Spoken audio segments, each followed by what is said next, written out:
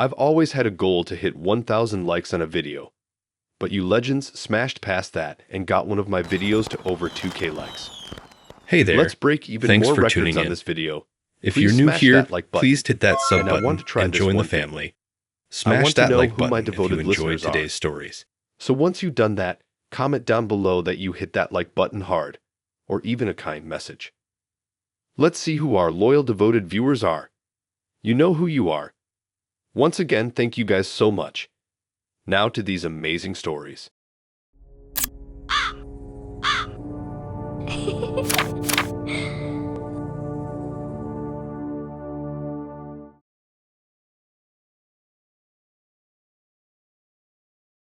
Alright, this one's a wild ride about a dude I met online who was basically living a fantasy he built around this successful startup story. But the reality was way, way different, and honestly, kind of disturbing once I pieced it all together.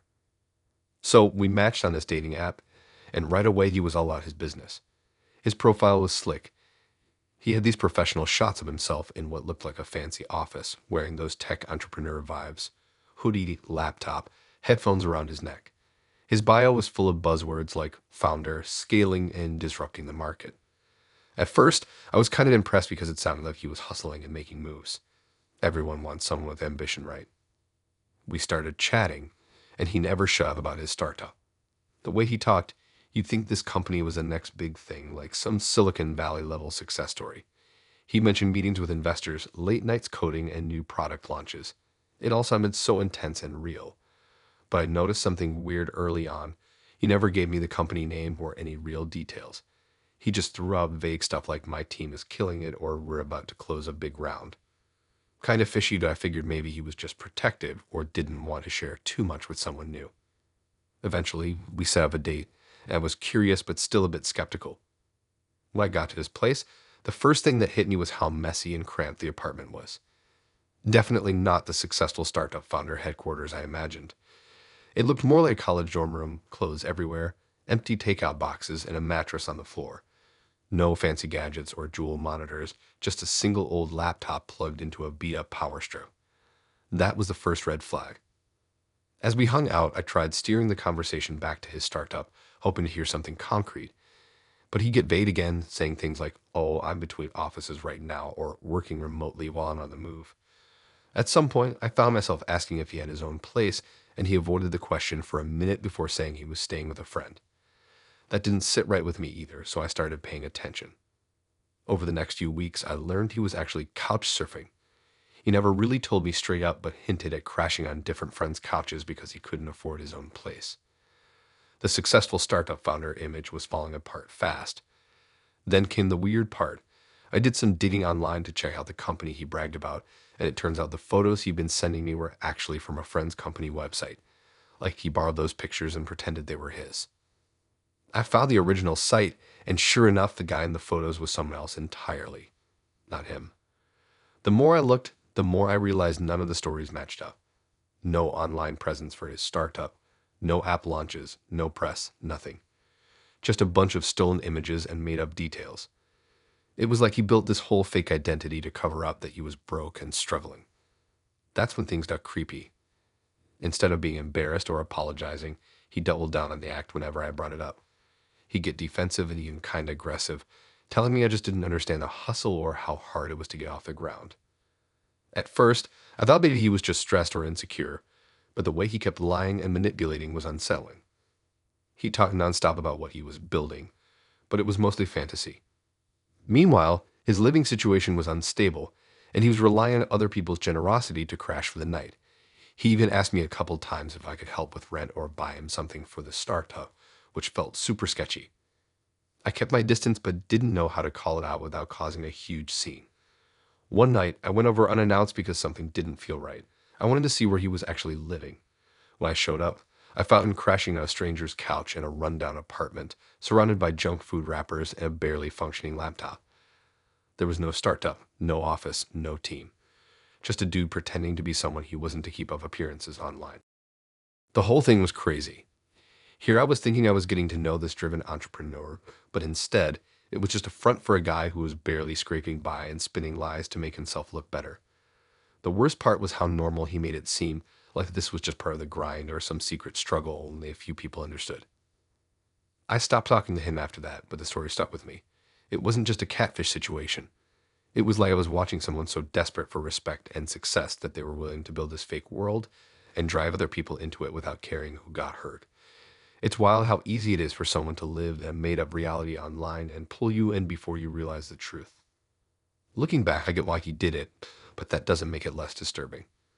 It's one thing to lie about your job or a few details, but to build an entire fake identity based on someone else's photos and stories.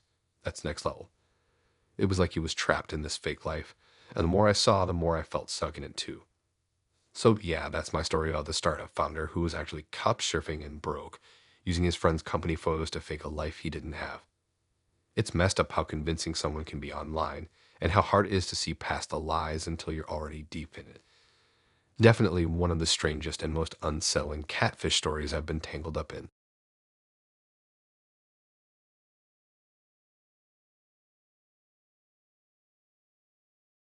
So I gotta tell you about this one time I got totally catfished in the most bizarre way. And not the usual, they looked nothing like their photos type, but something way weirder. It's wild because it wasn't even about how she looked. It was about how she completely faked her whole lifestyle. Like she acted like this super serious vegan health freak online, but in real life. Total opposite. I swear it felt like some big joke she was playing on everyone, and somehow I got stuck right in the middle without even realizing it.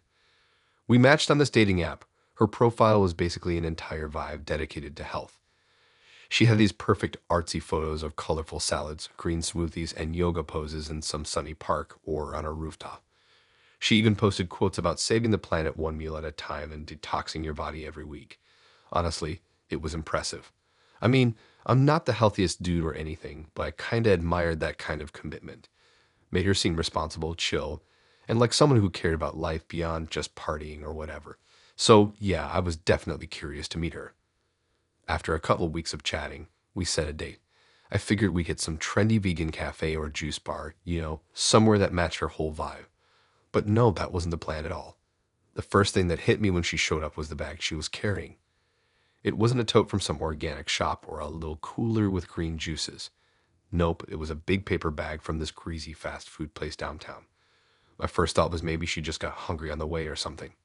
No big deal, right? But then she pulled out a huge handful of fries and started munching right there like it was the most normal thing in the world. The fries were drenched in grease and salt, and she was laughing as she did it. Like, not just a little chuckle, but this full on laugh that felt kind of off. Like she was enjoying the fact that I was probably expecting kale chips or tofu or some fancy health snack instead. It was almost like she had this secret she wanted to share, but also wanted to see my reaction first. At first, I figured maybe she was just being playful, like she was teasing me for falling for that perfect vegan image online. But then things got weird. Every time we hung out after that, she'd bring or order the absolute worst junk food imaginable. Pizza slices dripping with cheese, huge greasy burgers, candy bars, soda cans the size of my head. And she'd do it right in front of me, no shame at all. She even laughed while scrolling through her Instagram feed, which was still packed with those spotless smoothie bowls and salads. The contrast was insane. It wasn't just that she ate junk food, it was how comfortable she was with straight up lying through her teeth. I started asking questions, trying to figure out why she did this. She told me she liked messing with people, how guys online only want to date the perfect profile, not the real person behind it. She basically said she built this whole fake vegan brand just to catch attention and had a laugh at everyone's expense. It wasn't just a harmless exaggeration. It was a full-on double life she was proud of living. One night, we were at her place, and she pulled out a huge bag of candy and started munching on it while we watched Netflix. I remember feeling pretty shocked because earlier that day, she'd been talking nonstop about clean eating and plant-based healing. Then, just like that, she looks at me and laughs, saying something like, "This is the real me, not the Instagram story." That moment stuck with me because it was like she was openly admitting that she was proud of fooling people, not ashamed. And the junk food thing was only part of it. The whole vibe felt like some twisted game for her. She admitted that she created this fake health guru image online because most people just want the fantasy, not reality. And she was good at switching between the two, showing one version of herself to the world and living a completely different life when no one was looking. It honestly made me question everything else. Was her job fake? Her friends? Her whole personality? that she was lying about something as obvious as her lifestyle. What else was just a lie? The strangest part was how she didn't care if I figured it out. Sometimes she bragged about how she had the whole thing rigged, that people online were totally clueless. The arrogance was weird. It wasn't like she was hiding her real self. She was flaunting it in a twisted way, like it was some secret superpower. That she could live two lives and laugh at how easy it was to fool everyone. The last time we met, she showed up carrying a massive fast food combo, like fries, chips, burgers, the whole works. While munching on all that, she was scrolling through her feed full of clean eating posts, almost like mocking it. I realized then I had to get out before it got even weirder. I couldn't keep pretending this was normal or that she cared about anything except messing with people's heads. So, yeah, that's the story of a vegan health freak who was secretly addicted to junk food and built a whole fake life online for fun. The image she crafted was just a front she laughed off behind closed doors, and somehow got tangled in the middle of it. Honestly, it was one of the weirdest and most unsettling catfish stories I've ever experienced, and it didn't even start with a lie about looks or photos. It was all about the lifestyle and how someone can be totally two-faced and enjoy playing that game. Wild stuff.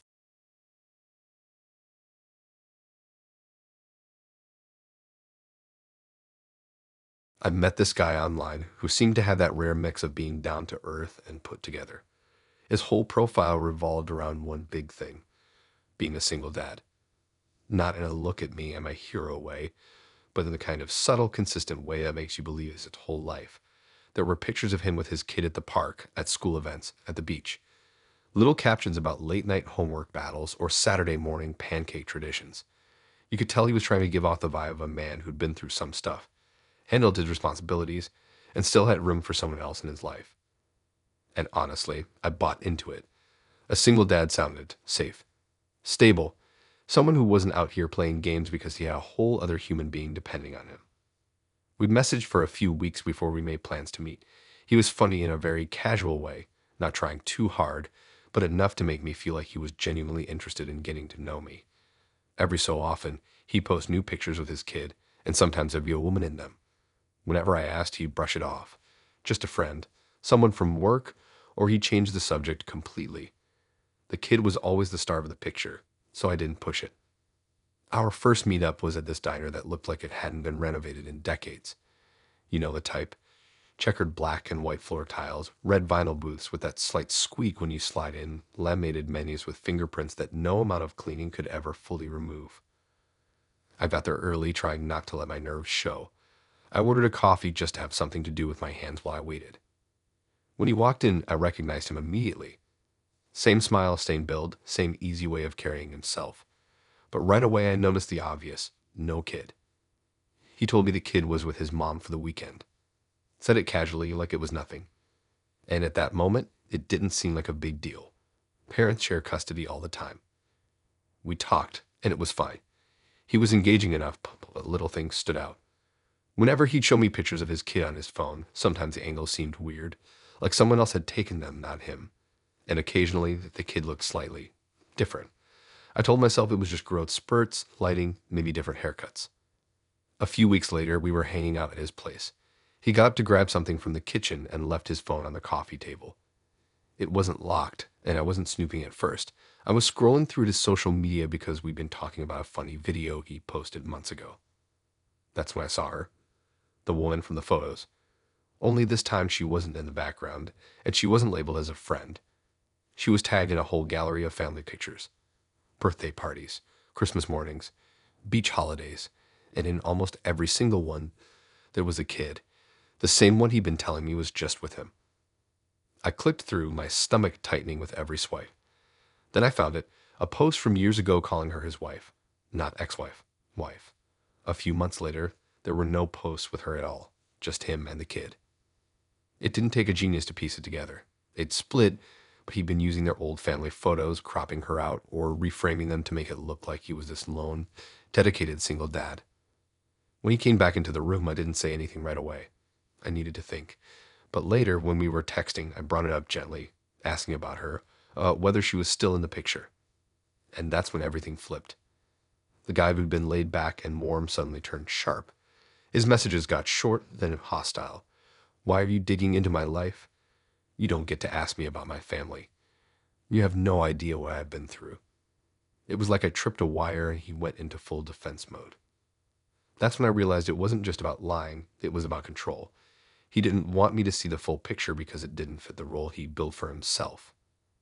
I started thinking back on all the times he'd steered conversations away from certain topics, all the vague answers, all the perfectly curated dad life stories.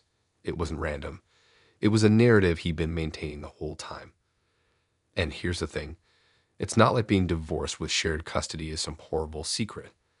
Lots of people had that situation. But the fact that he went so far out of his way to erase her from the story, to present himself as this heroic solo parent, said more about him than the truth ever could. The more I thought about it, the more unsettling it got. If he could lie so smoothly about something like this, something you could eventually find out, what else could he be hiding? We stopped talking not long after that, but the whole thing stuck with me. I realized how easy it is to get pulled into someone's performance when they've rehearsed it enough, and how dangerous it can feel when you try to pull the curtain back even just a little. I never met the kid, never met the ex-wife, and I'm thankful for that now, because in the end, I don't think he saw either of them as people, not in the way you should. They were props in his story there to make him look good. And that's the part that still makes my skin crawl, not the lying, not even the defensiveness, but the way he guarded that fake image like it was the only thing he had. It wasn't a we just weren't compatible situation. It was a whole constructed reality I had walked into without knowing, and the moment I started asking the wrong questions, the whole thing cracked open. So yeah, that's my catfish story. Not some wild plot twist about stolen identities or pretending to be someone else entirely, but a quieter, more insidious kind of lie. A guy pretending to be the perfect single dad, when in reality, he was just playing a part he thought women would want to believe. And the moment I stopped believing it, he showed me exactly why I was better off walking away.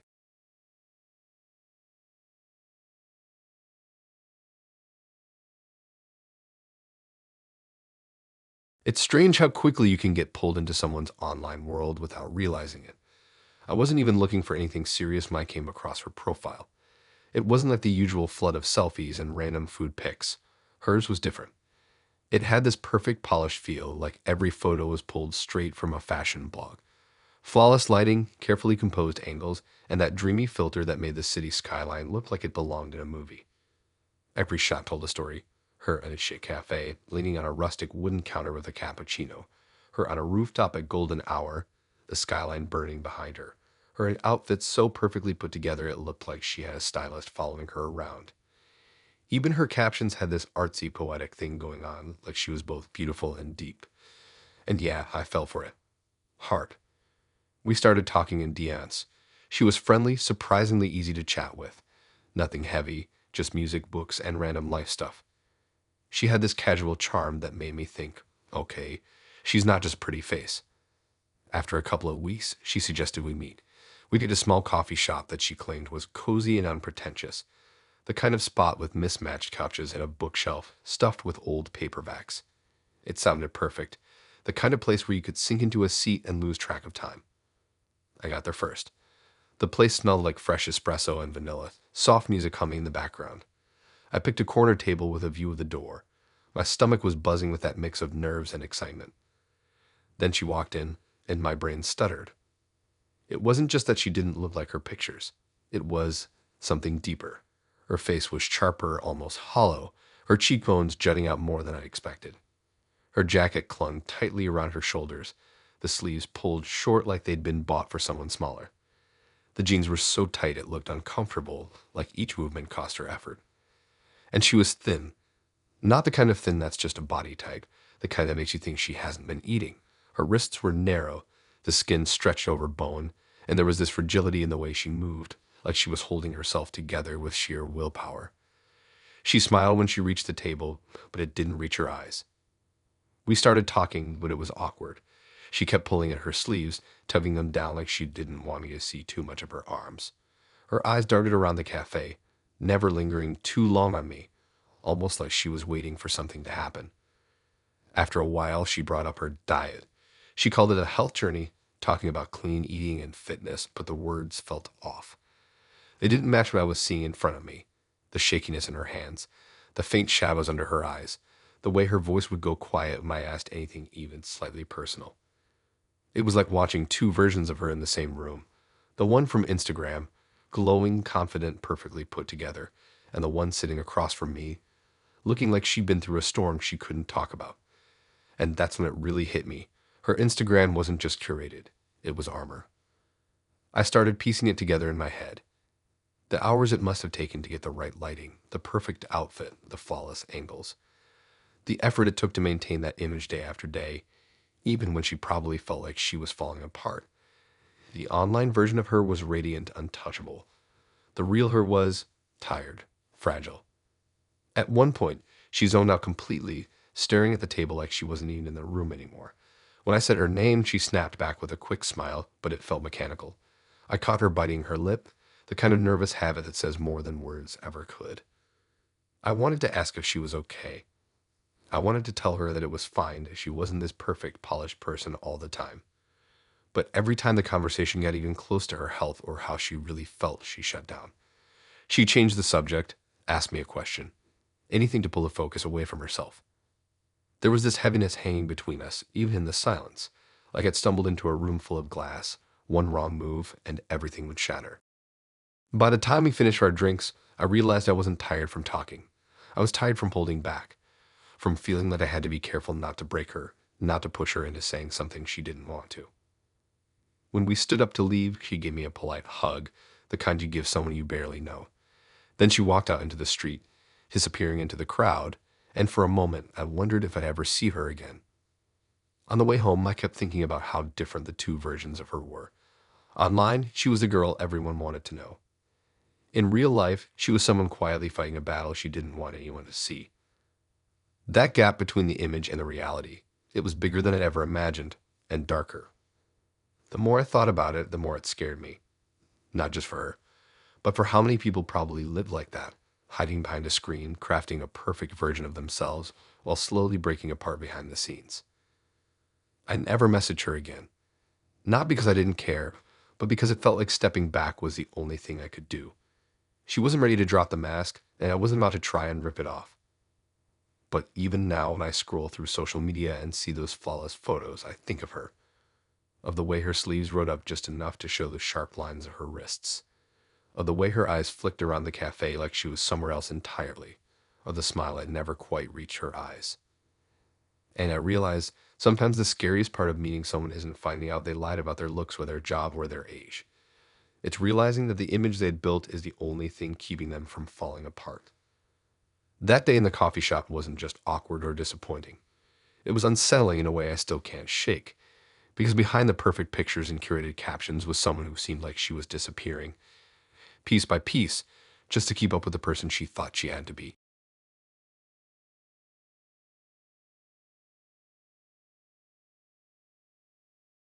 Okay, so this one time, I met this girl online who had these insane photos on her profile. Like, seriously, she looked like she was straight out of a high end modeling shoot. Perfect hair, flawless skin, that kind of effortless charm you see in magazines. I mean, her smile just pulled you in, and the way she posed made me think she was one of those people who just naturally owned any room they walked into.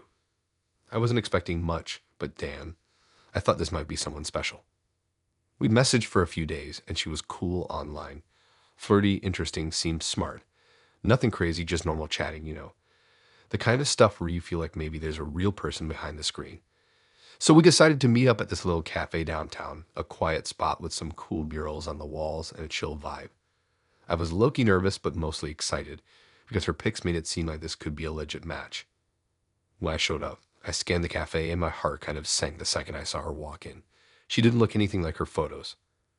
For one, she was covered in tattoos, like everywhere. Arms, neck, even a bunch on her hands that I hadn't expected. Then there were the piercings, not just a nose ring or a couple earrings, but like multiple facial piercings, eyebrow, lip, and some crazy studs and hoops that made her look way harsher than the soft, glowing girl from the pictures. Honestly, it felt like someone else had shown up, like the girl online was a completely different person. And it wasn't just the look, her vibe was totally different too. Instead of that warm, inviting charm from her photos, she had this cold, almost aggressive energy. She didn't smile much, and when I tried to make small talk, it was like she was sizing me up or waiting for me to say something dumb. I could tell right away she was irritated that I looked surprised. Not just annoyed, legit mad like I'd offended her by noticing. It was one of those moments where you realize the person you thought you knew online. Yeah, that person doesn't really exist. I kept trying to keep things casual, hoping it was just a bad first impression kind of thing. But the more we talked, the less she seemed like the girl from her pictures. She dropped these comments about how people always expect her to be some sweet little model and get really defensive if I said anything that even hinted at being surprised by her tattoos or attitude. It was like she had been pretending for so long online that she didn't want anyone to know the real her, and she was pissed anyone noticed. I tried to shake off the weird vibe, but it was like a cloud over the whole meetup. She kept bringing up stories from the past, like wild nights and sketchy people she'd dealt with, and the way she talked about it all was like she was proud or something. Nothing like the innocent, artsy girl I thought I'd be meeting. It got to the point where I was just sitting there, feeling more like I'd walked into some kind of trap than a date. What made it worse was how quickly she flipped on me when I asked about those old modeling photos. Instead of explaining or just saying she'd changed, she got straight up defensive, almost hostile, like she didn't want me to ask or even think about the difference. I realized she'd been using those pictures from years ago to make herself look like someone completely different, someone more like what she thought guys wanted. But the real her was this rough, guarded person covered in ink and metal, and she wasn't about to let anyone see her as anything less than that. The whole thing left me feeling kind of gross, like I had been played or manipulated. It wasn't just about the look, it was the way she acted, like she was daring me to reject her or judge her. I wasn't even sure she wanted a real connection. It felt like she just wanted to pull people in with the photos and then shock them into staying, maybe to keep some kind of control over them. By the end of the date, I was just done. I made some excuse to leave. As I walked out, I couldn't stop thinking about how online dating can be so messed up. You never really know who's behind the pictures or the stories until you meet them, and sometimes what you find is way darker or weirder than anything you imagined. Looking back, it was like a weird lesson in how people build these fake versions of themselves online, sometimes with photos from totally different lives, just to get attention or validation. But when you meet them, that fake stuff falls away and you see something raw and unfiltered. And sometimes that raw stuff isn't pretty or easy to handle. Anyway, that's my story about the girl with the glam modeling pics who showed up covered in tattoos and attitude. It still sticks with me because it wasn't just a simple catfish. It was like she was living two completely different lives and dared me to see through the act. And honestly, it freaked me out how quick she was to get mad about it, like she wanted to trap me in her version of herself no matter what. So yeah, be careful with those photos online. Sometimes the truth isn't just a little different. It's a whole other person.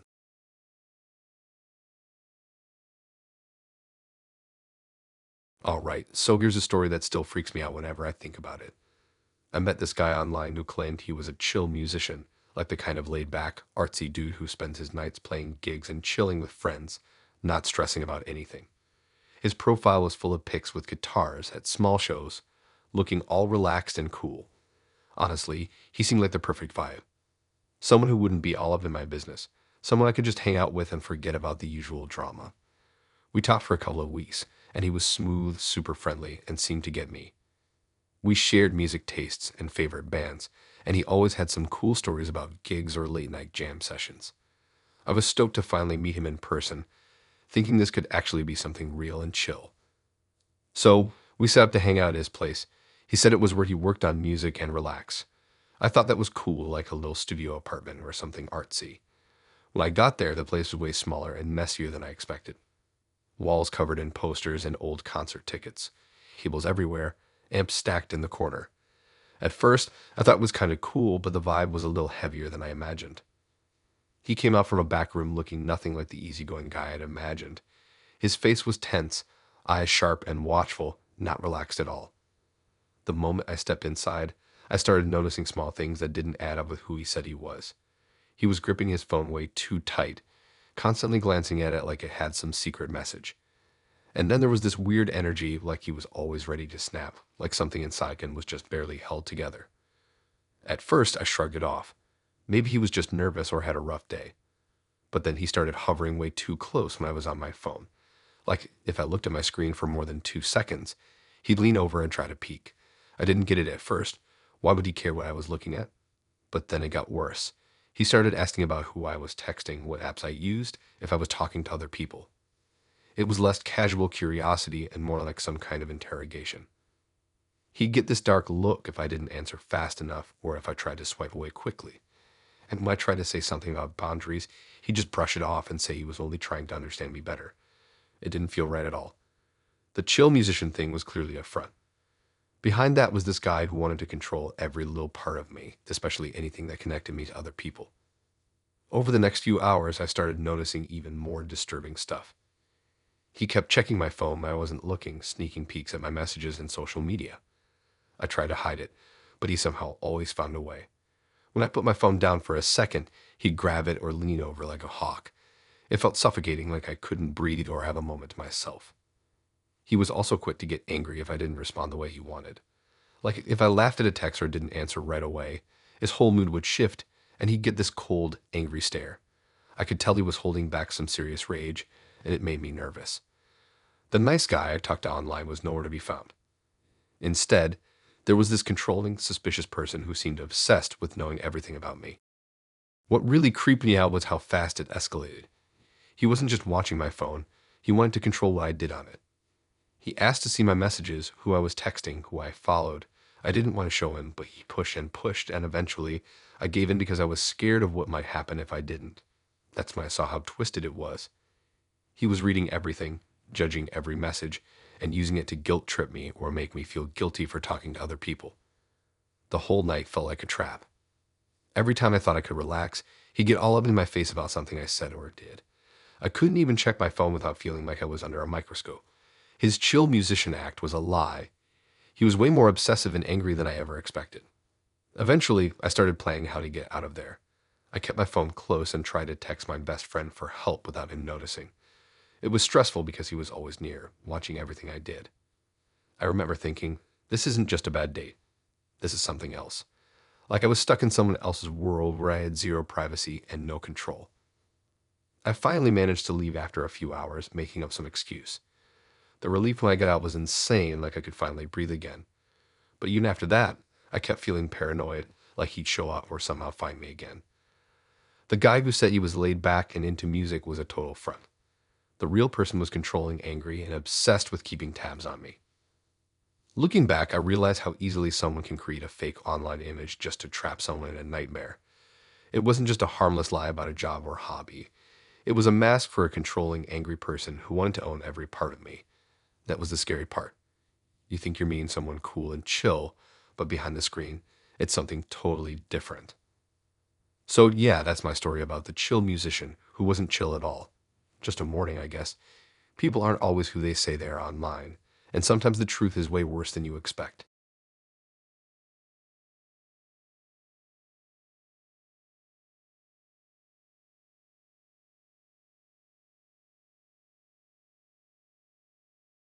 You know how sometimes people online look totally different than in real life? Well, this was way beyond just different.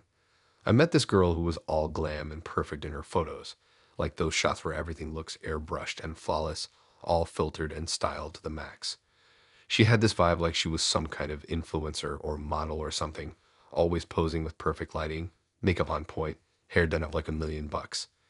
Naturally, I thought she was out of my league, but still decided to message her because, well, sometimes you gotta try, right? Anyway, we started chatting, and she was fun at first. She seemed super smart, witty, and funny, but something was always a little off about the way she talked. Not in a bad way, just weird. Like she'd jump from topic to topic like her brain was going 100 miles an hour. And sometimes she'd say things that made no sense at all. I didn't think too much of it though. Maybe she was just quirky or had a wild personality. So after a couple of weeks, we finally decided to meet up. She said she'd come over to my place since I didn't really want to go out anywhere crowded. I was kind of pumped, but also a little nervous because, first meetings can be awkward. The night she was supposed to come over, I waited at the door and kept checking my phone. Then the doorbell rang. When I opened it, I barely recognized her. This wasn't the glam girl from her photos. She looked like she hadn't slept in days. Dark circles under her eyes that made her look haunted, clothes wrinkled and dirty like she'd been wearing them for way too long, and her hair was a mess, all tangled and greasy. But the thing that really threw me off were her eyes. They were wild, darting all over the place, like she was constantly on edge, watching for something nobody else could see. She had this nervous energy that made me want to just back away, but I told myself to stay chill and be polite. As she stepped inside, I noticed she didn't really make eye contact, kept twitching and fidgeting, and sometimes she'd stop mid-sentence and just stare at the wall like she was somewhere else. It was super unsettling. I thought maybe she was just nervous, but it quickly got worse. The more time passed, the more her behavior freaked me out. She kept pacing around the apartment like she was searching for something or trying to escape. She was talking to herself quietly, muttering things I couldn't understand. At one point, she even jumped at noise from outside like she was scared for her life. I was honestly frozen, trying to figure out if I should call someone or just get her out of my place. But before I could do anything, she started telling me this really confusing story about people watching her through the windows and following her. It didn't make much sense, but her tone was so serious that I couldn't just brush it off. It was obvious she was dealing with some heavy stuff, like mental health issues that were way beyond my ability to help or understand. I remember thinking, okay, this is not what I signed up for. She wasn't the glam girl from the photos at all. That whole perfect, polished online persona was just a mask hiding something deeply broken underneath. And it wasn't just a little lie or exaggeration. This was a whole other reality she was living in. At one point, she asked if she could use my bathroom, but she took forever in there. When she finally came out, she looked even more disheveled, like she'd just been through a meltdown. She kept apologizing in this frantic way, saying she didn't mean to scare me or be weird. I was trying to be understanding, but honestly, I was scared. I didn't know what to do or how to help, and it felt like I was trapped in someone else's nightmare. The night dragged on, and her mood swung wildly from quiet and withdrawn to frantic and paranoid. She wouldn't sit still, kept checking the windows, peeking through the curtains, convinced someone was watching her. It was like she was fighting some invisible battle inside her head, and I was just a helpless bystander. Eventually, I told her I needed some air and stepped outside for a bit, hoping to clear my head. When I came back, she was still pacing, and I could hear her whispering things I couldn't make out. That's when I realized this wasn't a girl with a little anxiety or stress. She was seriously struggling, maybe with something like untreated schizophrenia or bipolar disorder. But it was hard to tell because she had never mentioned any of this before. I'd never got to ask her why she pretended to be this glam, put together version of herself online when this was her reality. Maybe she was trying to escape, or maybe she wanted to be loved for the version of herself she wished she was, not who she really was. Whenever it was, it felt like a trap. The whole night was exhausting and disturbing, and I knew right then I couldn't be the person to fix her or deal with this kind of chaos. After that, I slowly stopped replying to her messages, and she eventually disappeared from my life. I didn't block her immediately, but I just couldn't handle it anymore. Sometimes I still wonder what happened to her, if she got help or if she's still living in that broken world of hers. It's weird because it wasn't just a catfish who lied about looks or job or something simple. It was someone hiding something so heavy behind a pretty online face, and that was honestly terrifying. So yeah, that's my story about the glam girl who was anything but when the filters came off. It's wild how much people can hide behind a screen, and sometimes what's beneath isn't just a disappointment, it's something much darker.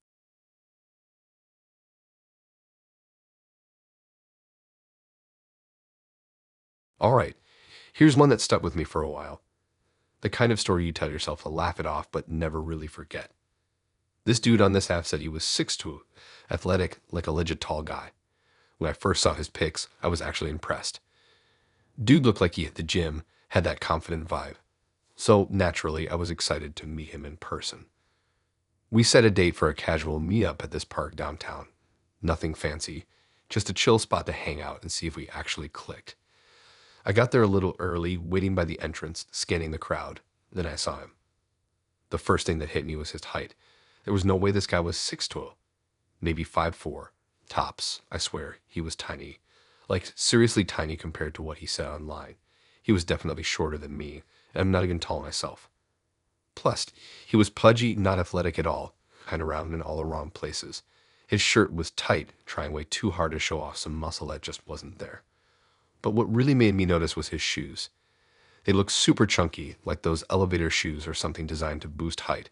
I spotted it instantly, like a flashing sign. He was literally wearing lifts to cover up the truth about his size. I remember thinking, this dude lied about the basics. His height, his body, probably a bunch of other stuff too. It was all just fake, just to seem cooler, more confident online. And honestly, it felt weird. Like, I didn't know if I should feel sorry for him or just be pissed off. We started walking around the park, and he kept slouching, trying to look taller, but it was awkward. The way he moved, it was like he was carrying this huge weight on his shoulders, except it wasn't just his body. It was all the lies he was carrying around, too. The photos on his profile were all carefully picked. Every single one was taken from angles that made him look taller or leaner. Some were close-ups, hiding his real face shape. Others had him sitting down or half-turned, making it impossible to tell his real height. I didn't even realize how much effort he put into tricking people until I saw him live. It wasn't just about looks. I later found out he lied about his job, too. Said he was some kind of fitness coach, but it turns out he was working a regular retail job and just made up the rest to sound impressive. It was like this whole persona he built was just a mask. I tried to focus on the conversation, but every time he mentioned something about his life or athletic hobbies, I caught myself wondering what else was fake. Like, was any of it real? There was this tension in the air, like he was scared of being seen for who he really was, and that made me uncomfortable. Not because of his height or body, honestly, I don't care about that stuff, but because of how deep the lie went. It wasn't just a little white lie, it was this whole construction of fake life. At one point, I noticed he was super protective about the way I looked at his shoes. Like, if my eyes drifted down to them, he'd immediately point his foot away or shuffle to hide them better. That's when it hit me how much this mattered to him, how much he cared about this illusion he created.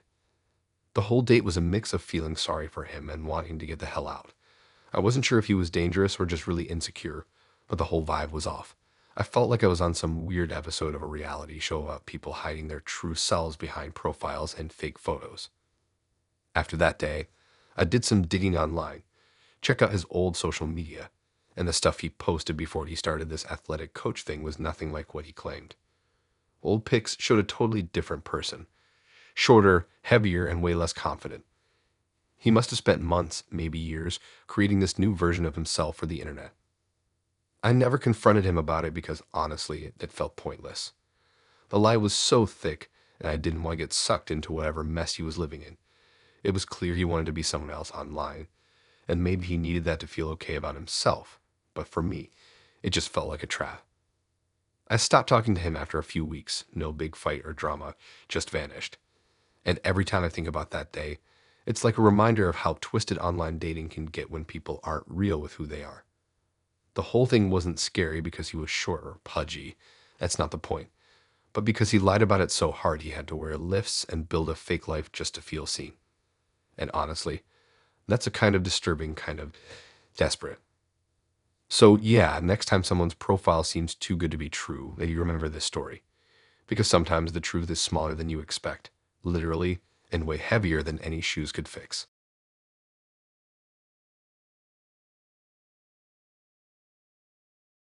When I matched with him on the app, I honestly thought I'd lucked out.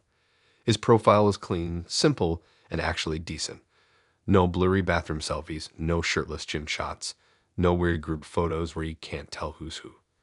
Just a handful of crisp, well-lit pictures of him, smiling, dressed well, looking like someone who cared about his appearance. That kind of effort always catches my attention.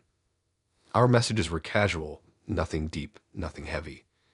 A little back and forth about our favorite movies, a couple of shared playlists, some light teasing about who was picking the better coffee spots in the city.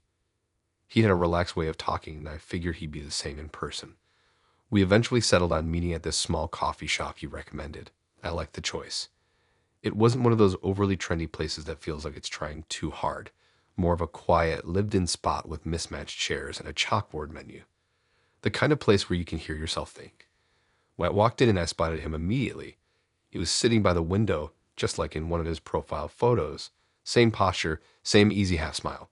I remember feeling a wave of relief. At least he looked like his pictures. That's always the first hurdle with online dating. But then I got closer. It wasn't something I could see right away. It hit me in the air between us. A smell, sharp, stale, and heavy. The kind of smell that clings to fabric and skin after hours of chain smoking in a small, closed-off space. It wrapped around him like a second skin, and no amount of the minty gum he was clearly chewing could hide it. And he was chewing gum, a lot of gum, not just one piece. I could see him pushing another into his mouth as I walked over, the kind of frantic habit people have when they're trying to mask something they know others will notice.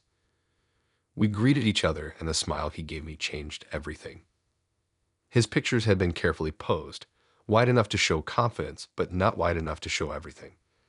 In real life, that smile revealed what the photos never had: caps, whole teeth missing, others chipped and discolored.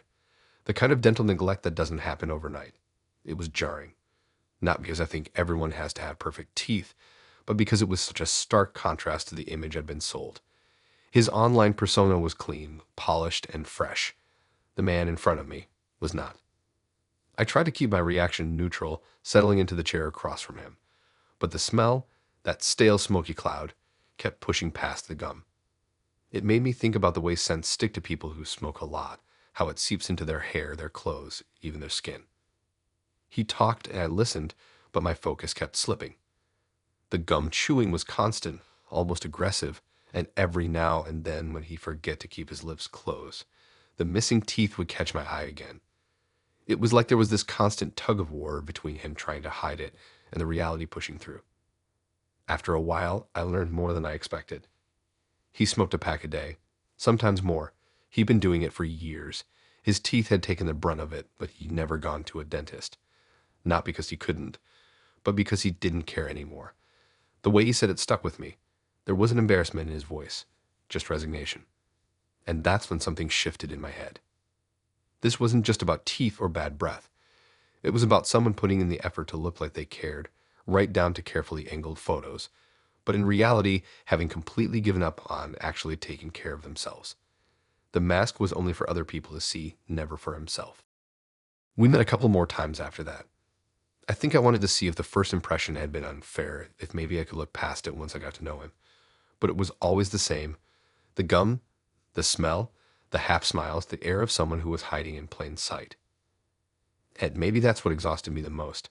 Not the smoking, not the teeth, but the constant quiet pretending from both of us. Him pretending his cover-ups worked, me pretending I didn't notice. At some point, I realized I didn't want to keep playing along. There wasn't going to be a moment where he opened up about wanting to fix things, or where the reality matched the image I'd first seen. He had his version of himself for the world to see, and the real version wasn't up for discussion. So I let the conversation fade. No confrontation. No, we need to talk. Just fewer replies until there were none at all. Looking back now, I can understand why he did. Missing teeth, cigarette smell, those things carry stigma. People judge instantly. Maybe he thought if he could just get people past that first meeting, they'd overlook it. But here's the thing, you can't build something real if the foundation is pretending. And that's all this ever was, a surface-level performance that collapsed the second you stepped close enough to smell the truth. I sometimes wonder how many other people met him expecting the guy from the photos only to be greeted by the same stale air and gum-chewing defenses. Maybe some stayed. Maybe some looked past it. I couldn't. Not because of the smell or the teeth alone, but because it told me something about him that went deeper than either. That he'd already decided he wasn't worth the effort it would take to fix it. And that's the thing about meeting people from online. The pictures can be perfect, the conversation can be smooth, but you never really know what you're walking into until you're close enough to see and smell the truth. That coffee shop is still on my way home sometimes. I've been back a couple of times with friends, and every time I sit by the window, I remember him sitting there, smiling in that half-careful way. The smell of roasted beans in the air, layered over by something heavier, harder to ignore. It's strange. In photos, people can hide almost anything. But in real life, the truth always finds its way out.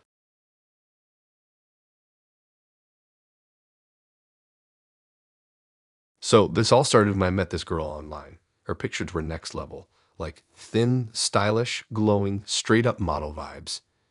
You know those profiles where everything seems too perfect? Yeah, hers was exactly like that.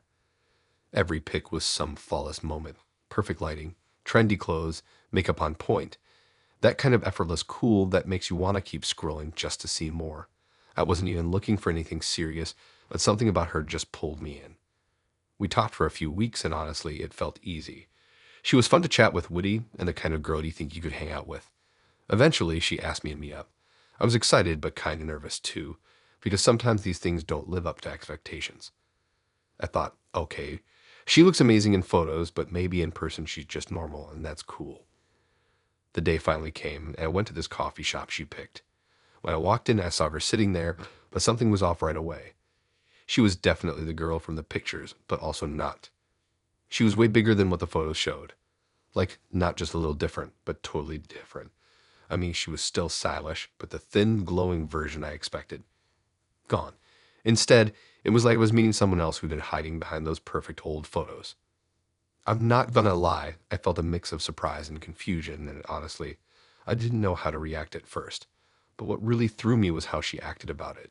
She was super aggressive about keeping it quiet. Right there in the coffee shop, she begged me not to tell anyone about how she looked in real life. It was weird, like she was scared of people finding out, and the way she said it made me feel uncomfortable. As the date went on, it became clear she'd built this whole persona around the pictures, like those photos were from another version of herself, or maybe even someone else entirely. She wouldn't talk much about what had changed, but I could tell she was carrying a ton of shame about it. The vibe was intense, and honestly kind of sad. After that day, I kept thinking about it. The pictures were so good, but the girl in front of me was trying to hide something huge. I decided to dig a little deeper, just out of curiosity more than anything else. I mean, how do you have such a huge gap between who you are online and who you are in real life? That's when I found it. The photos she'd been using were from like 10 years ago. I'm serious. I found a profile from back in the day that matched exactly the photos she'd been showing me. Back then, she was thin, glowing, the girl from the pictures. But life had changed her, obviously, and she hadn't updated anything online since then. It hit me hard because it explained so much: the desperation, the hiding, the begging not to tell. It wasn't just a catfish thing. It was like she was stuck in a version of herself that didn't exist anymore and didn't want anyone to see what was real. I kept going through her recent posts and realized there weren't many, and the ones she did have. They were all from angles that made her look smaller or were cropped to hide parts of her body. It was like this whole online persona was built on illusions and denial. I tried to picture what would happen if she told people the truth, if she just owned who she was now instead of hiding behind old photos. Would people care? Maybe, maybe not. But she wasn't ready for that. She was trapped in this cycle of pretending, and honestly, it felt kind of haunting. I met up with her a few more times after that. She was always tense, like she was watching me closely to make sure I wasn't going to spill anything. The way she talked about the past was vague, and she quickly changed the subject whenever it got too close to who she really was now. It wasn't just about looks either. She seemed to be hiding a whole part of her life. Maybe shame or regret or something darker, and that scared me more than the pictures ever did. It was like I was caught in this weird shadow between who she wanted to be and who she was forced to be. Eventually, I stopped meeting up with her. I didn't want to be part of a lie that big, especially when it felt like it was hurting her as much as it was messing with me. But the whole thing stuck with me. It's wild how much someone can build a world that's so far from reality, and how terrifying it is to be invited in, only to realize it's all just a mask hiding something no one wants to face. That girl from the photos, she wasn't gone, but she was buried deep under years of change, pain, or whatever else had happened. And instead of showing me who she was now, she'd begged me to keep the truth locked away. So yeah, that's the story. The girl who looked like the pictures but wasn't, the girl who begged me to keep her secret, and the decade-old photos that told a whole different story. No big lesson here, just a reminder that sometimes the person behind the perfect picture isn't the one you meet, and they might be hiding more than just a little difference in weight.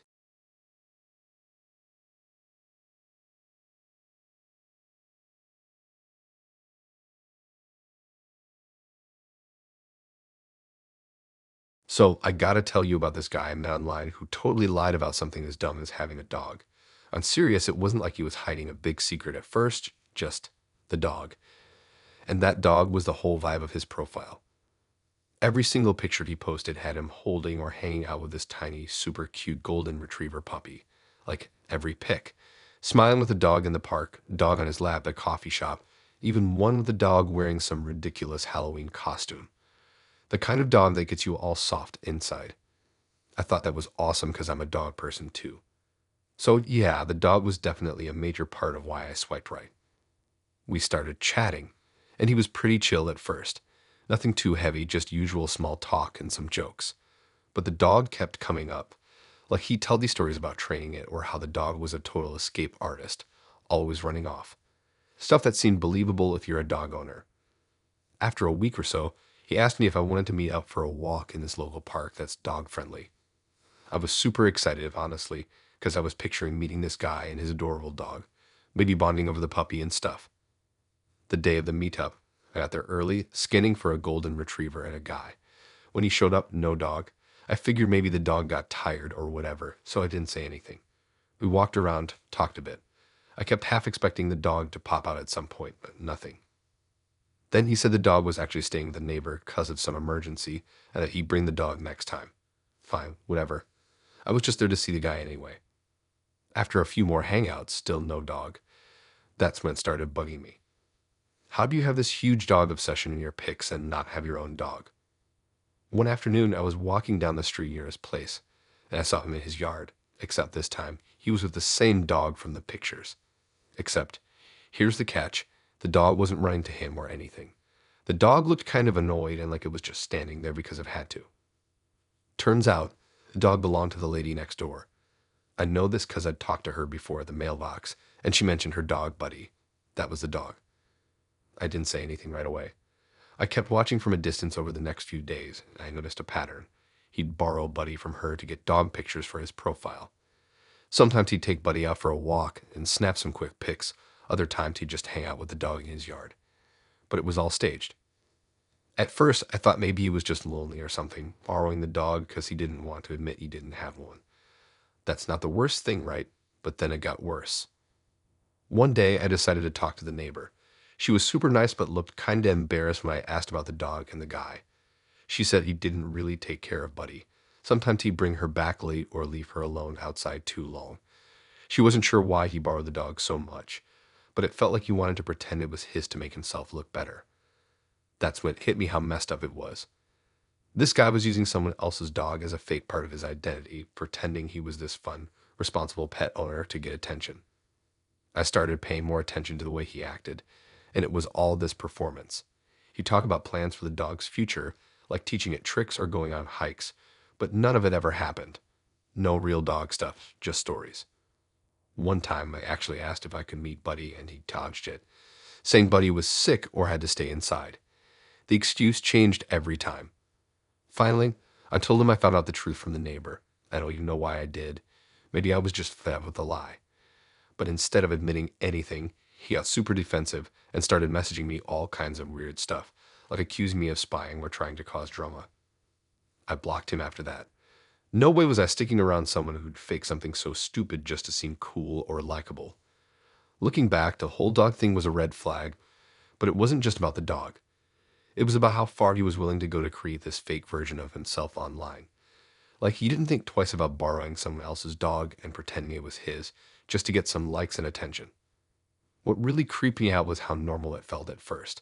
Like it wasn't a dramatic scam or crazy crime, just this tiny lie that kept growing bigger and bigger until it wasn't just a lie anymore. It was a trap. I still think about how many people probably saw those dog pics and thought he was this great, caring guy with a loving pet.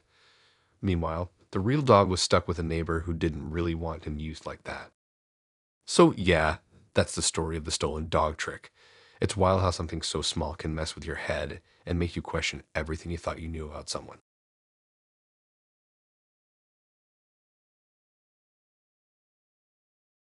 When she first told me she lived alone, I didn't even question it. Her profile said she just moved into her own place after finally getting out of a bad roommate situation, so it sounded believable. The pictures she posted were just a bunch of cozy living room shots and artsy coffee mugs on a kitchen counter. Looked normal enough. We'd been talking for about 3 weeks before she invited me over. She made it sound casual, like, come hang out. I'll cook something simple, nothing fancy. I got there in the early evening, and her house was tucked on this quiet street with identical little houses all lined up. The place didn't scream alone to me, more like a family neighborhood, but I brushed it off. Inside, the house was warm and smelled like something baked recently. The living room was small but neat. She had this big, soft couch, shelves with random knickknacks, and a TV that took up most of the wall. She kept the lights dim, which I thought was just for the mood, but it kind of made the corners of the house feel darker. I noticed right away there was a staircase leading up to a hallway, but all the doors upstairs were closed. I didn't think much of it until later. We were sitting on the couch talking when I heard something upstairs. At first it was just faint, like footsteps, but slow. I figured maybe it was the house selling or something outside. Then a couple of minutes later, I heard a door rattle, like someone turning a locked handle and letting it go. It happened twice. She didn't react at all, just kept talking, laughing, pouring more wine. I didn't want to seem paranoid, so I pretended I didn't hear it, but my brain was already on it. A little while after that, I caught a muffled voice. Couldn't make out the words, but it was definitely a man's voice. It wasn't coming from outside, it was upstairs. I finally asked her if she had neighbors who shared a wall or something, but she just smiled and said nope, she was totally alone. And then she switched the subject so fast it felt like she'd rehearsed it. The noises kept happening, though. At one point, it sounded like two voices, low and quick, like they were trying not to be heard. Then a short knock on one of the upstairs doors, followed by a longer rattle of the handle. She kept making excuses to get up, check the oven, grab something from the kitchen, and every time she left the room, I noticed she glanced toward the stairs like she was making sure nothing was going on. After dinner, she suggested we watch something. I was trying to focus on the movie, but then there was this heavy thump from upstairs, like something got dropped. That time she froze for half a second before forcing a laugh and saying her fridge makes weird noises. It was coming from upstairs, definitely not the fridge. At one point, when she went to the bathroom, I muted the TV just to listen. That's when I heard it clearly, a man saying something sharp and annoyed. Then another voice, quieter, almost like a woman whispering back. Then footsteps pacing. When she came back, she seemed more tense. She sat closer to me like she was trying to keep me in one spot. I started feeling like I shouldn't even ask questions because the whole vibe had gone from cozy hangout to something's really wrong here. Around 10, I said I should head out. She didn't argue, but she walked me to the door faster than I expected. As I stepped out, I glanced up at the second floor windows. One of the blinds shifted like someone was looking out. The whole drive home, my mind was running through possibilities. Roommates she didn't want to admit she had. Squatters. Some weird family situation. I didn't have to wait long for an answer. A few days later, a friend of mine sent me a link to a Facebook post. It was her. Same face, same smile. But in this picture, she was standing next to a guy, arms around each other, with happy anniversary in the caption. Scrolling back, there were dozens of pictures of them together, dating back years. And not just him.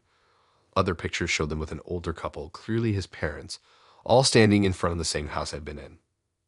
Turns out she was married, not separated. Married. And the people upstairs, her husband and his parents, they all lived there. That meant that the entire time we were downstairs, eating, drinking, pretending it was just us, her actual husband was upstairs in a locked room with his family, probably listening to us, probably the ones rattling the doors. Looking back, all the signs were there. The closed off upstairs. The quick subject changes. The way she'd move around like she was keeping track of two worlds at once. I just didn't connect it until I saw those photos. I didn't message her after that. Didn't even say anything about what I found. I just blocked her and left it. But I still think about those muffled voices and the sound of that handle turning like whoever was in that room was just waiting for a reason to come out.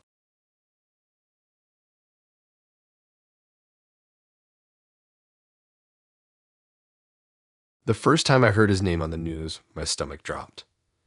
It was weeks after I cut things off, and there he was, not the guy I'd been seeing, but his roommate.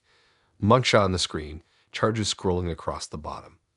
I'd been in that apartment so many times, sitting in the living room just feet from his door, and I hadn't had the slightest clue who or what I was near. But I guess to make sense of it, I have to start from the beginning. When I first matched with him, he seemed like one of the few normal people left on dating apps. He had a decent sense of humor, texted back consistently, and sent me random pictures of his dog doing dumb things. He told me early on that he was living with a roommate to save money before getting his own place. No red flags there. I've had roommates, my friends have had roommates. It's just how life works when you're trying to make ends meet. The first time I came over, he mentioned that his roommate worked nights, so I probably wouldn't run into him. The apartment was ordinary, clean enough, smelled faintly of coffee and laundry detergent. A little worn around the edges, sure, but not in a bad way. There was a couch that looked like it had been through a few college apartments, a huge teepee that took up most of the wall. His roommate's bedroom door was closed, but I barely noticed it. Over the next few weeks, I started spending more time there. A couple nights a week at first, then sometimes whole weekends. Every now and then, I hear faint noises from behind that closed door. The creak of floorboards, muffled voices, the tinny sound of a video game. If I asked about it, he'd just say, "Oh, he just got back from work," or "He's tired, he keeps to himself." I didn't think much of it. Until one afternoon, I came by earlier than usual. I let myself in, expecting to find him on the couch like always, but instead there was someone sitting at the kitchen table. A man I didn't recognize. He had a mug of coffee in his hands, and the stillness about him, like every movement, was deliberate. When he looked up, his eyes locked on me. Not friendly, not hostile, just assessing, like he was measuring me against something. I smiled and said hi. He didn't smile back, just nodded once, stood up, and walked straight into the room with a closed door, shutting it behind him. Later that night, I asked about him. My guy laughed and said, "He's not a people person. He's dealing with some personal stuff." And that was that. I didn't push. The truth showed itself a couple weeks later, not because he decided to tell me, but because it literally knocked on the door. It was a Friday night, and we were making dinner together. Halfway through, we realized we'd forgotten something, so he ran out to grab it. I stayed behind, scrolling on my phone in the living room. A knock echoed through the apartment. I figured he'd forgotten his keys, so I opened the door without thinking. Two police officers stood there. One of them asked for the roommate by name. I froze, stammered that I didn't live there. The officer just gave me a look like he already knew that. Then the roommate appeared in the hallway. He was wearing an ankle monitor. I just stood there as the cops talked to him in low voices. They didn't arrest him, just gave him some kind of warning or reminder, then left. The whole thing was over in less than 5 minutes, but my heart was still pounding when the door closed. When my guy came back, I told him what happened. That's when he finally admitted it. The roommate wasn't just some bad working nights. He was on house arrest. Not for something small either. Armed robbery. He had other charges on his record too. The only reason he wasn't in prison was because of some special release agreement. He wasn't allowed to leave the apartment except for court dates and certain appointments. I couldn't believe it. All those nights I'd been there, sitting on that couch with a closed door just a few steps away. I'd been in the same space as someone who legally shouldn't have been anywhere near regular life. I asked why he never told me. He shrugged and said, "I didn't want to scare you off." Like hiding that your roommate is a convicted armed robber is the kind of thing you just gloss over. He swore up and down that the guy wouldn't hurt me, that they'd known each other for years, that he was just trying to get his life together. But none of that mattered to me. What mattered was that I'd been put in that situation without even knowing it. After that, I started going over less. I always had an excuse: busy at work, tired, meeting friends. But whenever I did show up, the roommate seemed more present. He'd be in the kitchen when I arrived, making small comments as I passed. Not overtly threatening, but enough to make my skin crawl. Comments about my clothes. Asking if I was around often. Smiling in this slow, deliberate way that didn't feel friendly. The more I thought about it, the worse it got. I remember the nights I walked past his door to get to the bathroom. The times I left my bag in the kitchen while I went to grab a drink. How easy it would have been for him to just step out. The last time I went there, I wasn't planning to stay. I was just dropping off something he'd left at my place. The roommate was sitting on the couch this time, staring straight at me as I crossed the room. I didn't sit down. I didn't even take my shoes off. I put the thing on the counter, mumbled that I had to get going, and left. A week later, I blocked his number. A month later, I saw the news. The same roommate, same face, same unreadable stare, was back in custody. He'd violated his release. No details on how, but I didn't need them. All I could think about was how many hours I'd spent in that apartment, oblivious. How many times I'd been within arm's reach of a man who wasn't even supposed to be living like a free person. It's one thing to know someone's hiding parts of their life. It's another to realize those parts could put you in serious danger. I never saw him with a roommate again. But sometimes when I walk past an apartment building with one of those heavy, echoing hallway doors, I remember that knock. And I remember the way the air felt, heavy wrong, when the cop said his name.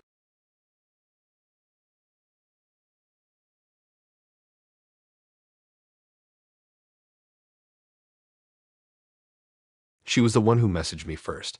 That's probably why I answered her so fast. Her profile was refreshingly simple. Not one of those overly filtered selfies or group shots where you can't tell who's who. Just a few pictures of her outside, a close-up of her smiling, and one sitting on a bench by the water. She looked approachable, normal, nothing flashy, just a girl who seemed easy to talk to. We started texting. And she was funny, quick responses, good jokes, and she didn't just stick to small talk. She slipped in little personal details here and there, like she wanted to get past the usual dating app stuff. Maybe 3 days into chatting, she dropped something heavy. She told me she was dealing with a terminal illness. That's why she liked talking to new people, she said. It made her feel less trapped in her situation. I remember sitting there, staring at my phone, unsure what to say. I didn't want to pry, but she kept bringing it up, talking about being tired all the time, about days spent in bed, and not knowing how much time she had left. It made me more careful with her, honestly. I found myself checking in more often, sending dumb memes or funny videos just to make her laugh or distract her when she seemed down. We ended up texting every day. She told me she liked how I treated her like a normal person instead of someone fragile or sick. It felt good, and I think she needed that. When we finally met in person, she looked exactly like her photos, no surprises there. But there were things I noticed right away. She walked slower than most people, and she clutched her jacket closed like she was cold, even though it was a warm day. She talked a lot, smiled a lot, but she kept circling back to how unpredictable life was, how she had to make the most of her good days. We saw each other maybe once a week for a couple of months. Sometimes she'd cancel last minute, saying she was having a flare-up or stuck at the hospital for tests. I never doubted her. I just say I hoped she felt better and we'd try again soon.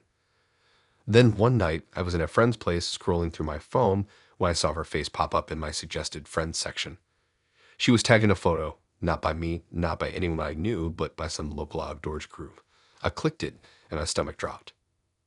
It was her, covered in mud from head to toe, grinning like she just won something, standing in front of a giant finish line banner at one of those brutal obstacle course races. You know the type. People climbing ropes, crawling under barbed wire, jumping over fire pits. The date on the photo was just 2 days ago. I thought maybe it was some old picture. Maybe a rare good day when she pushed herself even though she shouldn't have. But as I scrolled through more tagged photos, it made less and less sense. She was in half a dozen pictures from the same event, scaling walls, carrying sandbags running through water, not just at her watch, actually competing. I dug deeper, scrolling through other albums where she was tagged. A hiking group from last month had her standing on top of a mountain with her arms raised, all smiles. Another showed her rock climbing. Yet another had her kayaking with a group, splashing water everywhere, laughing. All this while she'd been texting me about being stuck in bed, exhausted, barely able to walk. I couldn't make sense of it. I didn't confront her right away. I wanted to see how far she'd take it. When we next met, she showed up wearing a soft knit hat, saying she had a really rough week. She moved slower than usual, like her joints ached, and talked about treatments she'd been going through. Meanwhile, I'd seen pictures from just days before of her crawling under barbed wire and swinging across monkey bars. Eventually, I couldn't keep pretending. I told her I'd seen the photos. At first, she laughed like I was joking or mistaken. Then she claimed they were old. When I told her the exact dates, her smile dropped. She looked at me for a long, silent moment before finally admitting it wasn't true. Not the races, not the hiking, not even the illness. She said she liked the depth it gave to conversations. How people opened up more when they thought she didn't have long to live. That it made her feel important, like she mattered instantly to strangers. She claimed it was never about money or anything like that, just attention. I left without saying much. I honestly couldn't wrap my head around how someone could fake something so huge just to make small talk feel meaningful. Like the illness was just a tool to get people to care faster, to connect faster. A couple of weeks later, I saw another set of tags, her at a different mud run, smiling, surrounded by cheering people. The caption said she had incredible energy and was one of the most active people they knew. I didn't reach out again after that. But sometimes I still get her face popping up in my suggested friends feed. Every time she's in another photo, climbing something, running somewhere, living a completely different life than the one she told me about. It's one of the strangest things I've ever experienced, how someone can build a whole fake story about suffering and illness, then live a totally different reality. And the weirdest part, how easily I was convinced to believe her, like I wanted to help or be there for her. Looking back, I guess I should have seen the signs. But at the time, it just felt like I was talking to someone real, someone who needed someone else. Turns out, it was all just another mask, another story someone used to pull people in.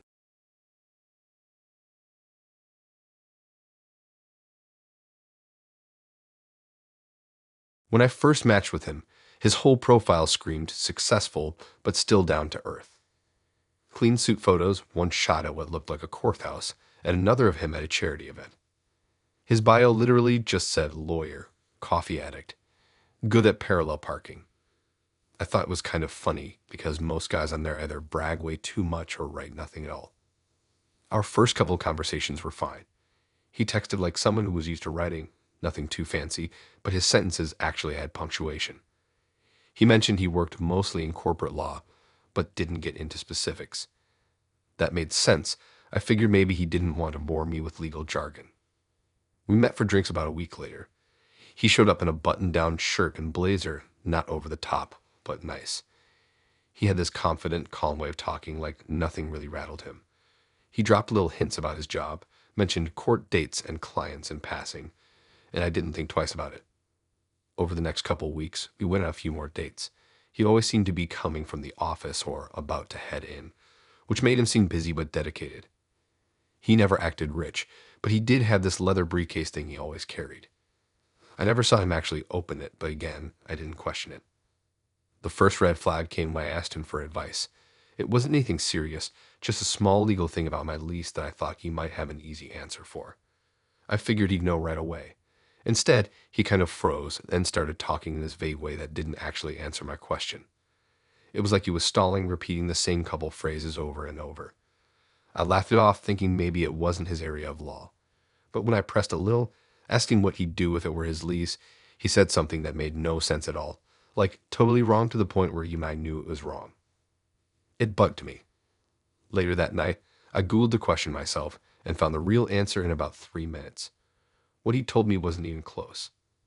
The next time we hung out, I casually brought up law school, where he went, how long it took him, stuff like that.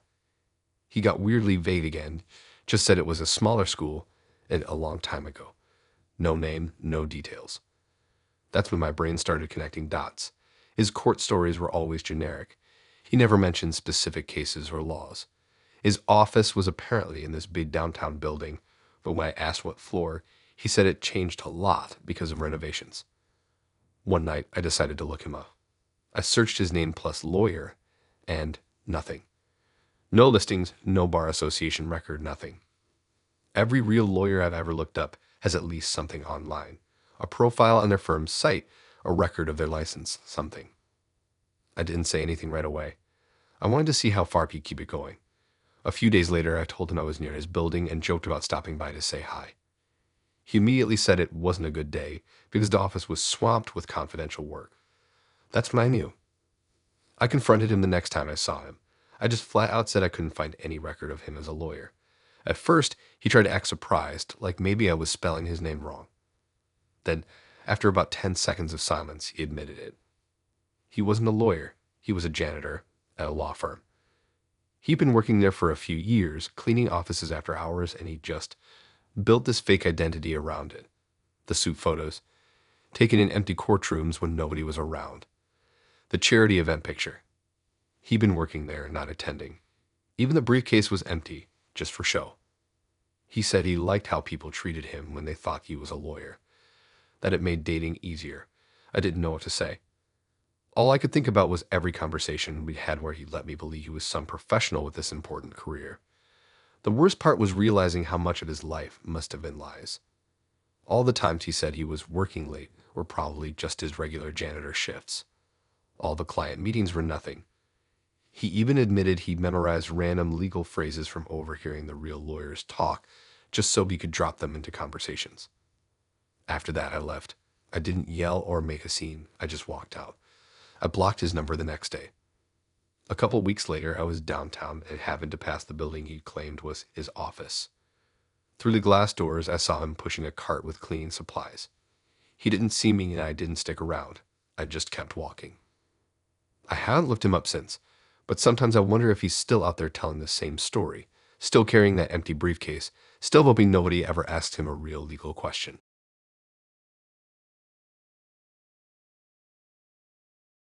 She came across as the kind of girl you call chill without thinking twice.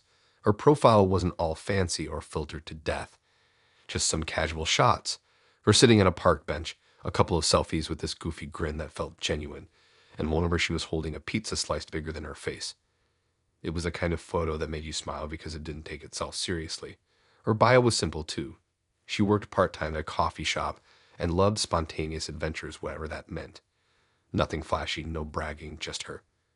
We started texting, and honestly, it was easy and fun. She was quick with replies and had this goofy sense of humor, sending me stupid jokes and little stories about her day. Nothing intense, just a vibe where the conversation felt natural. She mentioned she had roommates, but never went into much detail about them, which I didn't think much of at the time. After a couple of weeks of chatting, she suddenly invited me over for what she called a low-key date night. She said she had the perfect idea and told me to show up at her place around 7. I didn't think twice, figured it'd be chill, maybe we'd watch a movie or order some food. Nothing weird.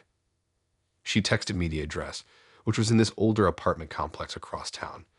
You know the type, the kind with narrow, dim hallways, that weird mix of smells, like detergent and old carpet that never really goes away. I rolled up right at 7, and she opened the door wearing this oversized hoodie and leggings, hair pulled back, looking super relaxed like we were just hanging out. She smiled and said she needed to grab a couple of things but waved me inside. That's when I noticed the noise. The TV was blasting cartoons, and I could hear little feet running around somewhere nearby. Then, out of nowhere, these 3 kids came barreling into the living room. 2 boys and a girl, maybe 8 or younger, laughing and yelling, tugging on her sleeve like she was their whole world. She laughed and told them to be nice before disappearing into a back bedroom. I was left standing there, feeling kinda awkward. The kids all stared at me like I was some alien who'd just landed in their living room. The place was a complete mess. There were toys scattered everywhere, crayon drawings on the walls, and half-empty juice boxes sitting on the coffee table. The TV was still blasting the cartoon at full volume, and the couch was covered with blankets piled up like a fort. She came back out with a tiny purse, slipped on some shoes, and casually said she'd be right back, just running out for a bit. I thought maybe she was grabbing food or something. But then she opened the door, threw me a quick "thanks, you're the best," and just walked out. The lock clicked behind her. It took me a second, 5 or 10 seconds, maybe, to realize what had actually happened. She'd left me alone with 3 kids I'd never met before. I froze for a moment, unsure what to do. The oldest boy shrugged when I asked where their mom was, saying simply, "out." None of them seemed surprised or worried. They started asking me if they could have snacks. I checked the fridge. It was half empty. Just some milk, a few leftover containers, and a carton of eggs. No idea if those leftovers were even safe to eat or if they were supposed to be eaten at all. The boys started chasing each other around while a little girl jumped up and down on the couch. I just stood there, trying not to freak out. I wasn't about to leave the kids alone, but I had no clue if she was coming back or if she even planned to. An hour passed, then 2. The kids eventually got bored and started watching YouTube videos on the TV, but every 5 minutes or so, one of them would ask me when Mom was coming home. I didn't have an answer, so I just smiled awkwardly. I texted her, and she replied once with a vague "be there soon." Then nothing. No updates, no calls. The kids got crankier, and the youngest started crying because she couldn't find her stuffed animal. The oldest kept trying to sneak into the kitchen for snacks. I finally made them grilled cheese sandwiches just to calm things down. By 11, I was pacing around the living room watching the clock, glancing at the door every few minutes like I might hear her keys. At midnight, I finally heard laughter in the hallway, the unmistakable sound of her voice mixed with another person's. She walked in smelling like alcohol, makeup smudge, holding a half-empty drink in a plastic cup. She acted like nothing weird had happened, asked if the kids had been good for me, and then went straight to her bedroom without even making eye contact. I stood there for a moment, stunned. I grabbed my jacket and left immediately. On the drive home, my phone buzzed. It was her sending a selfie from her bed with a caption like, "Had fun tonight." I didn't respond. The next day, I blocked her everywhere. Afterwards, I kept replaying the whole night in my head, trying to understand what I'd gotten myself into. It hit me. She never wanted a date. She wanted a free babysitter, and I'd been dumb enough to walk right into it. What really creeped me out was how casual she was about the whole thing. Like it wasn't even a big deal to leave me alone with 3 kids for hours. She didn't care I had no clue what to do or that they were hungry or upset. None of it mattered. A couple weeks later, I saw her pop up on a different dating app. Same pictures, same coffee shop worker bio, same goofy grin. I didn't swipe, but I couldn't stop thinking about how many other people she pulled this stunt on, and if any of them got stuck in that apartment even longer than I did. Sometimes I wonder what her real life looks like, if those kids were really hers or if she was just using them to get free babysitters. It's one of the weirdest and most uncomfortable things I've ever been through, but at least I got out without getting stuck for the night again.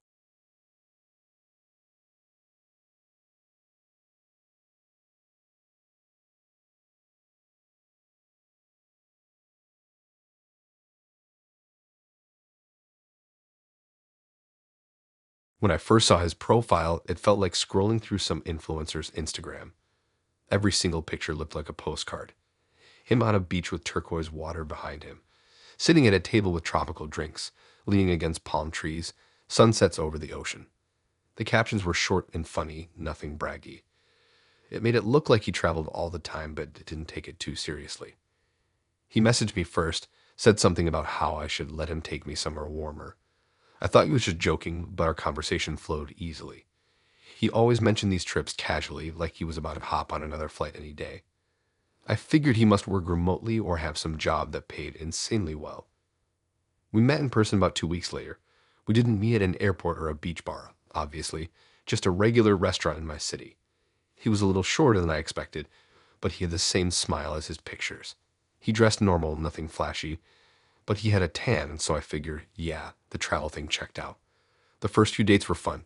He always picked nice spots, rooftop bars, places near the water, even though it wasn't exactly tropical here. When we talked about his trips, he'd give these vague little stories. He'd say stuff like, yeah, Thailand was insane, or Bali was so chill, but never really told me exactly what he did there. I didn't push it. Not everyone's a storyteller. The first weird thing happened on our fourth date. We were at his place for the first time. It was small, like surprisingly small for someone who supposedly spent so much time traveling to five-star resorts. No travel souvenirs anywhere, no framed pictures, nothing that screamed, I've been around the world. His walls were bare except for one random canvas print from IKEA. I asked him where he kept all his travel stuff, and he said he didn't collect things, just memories.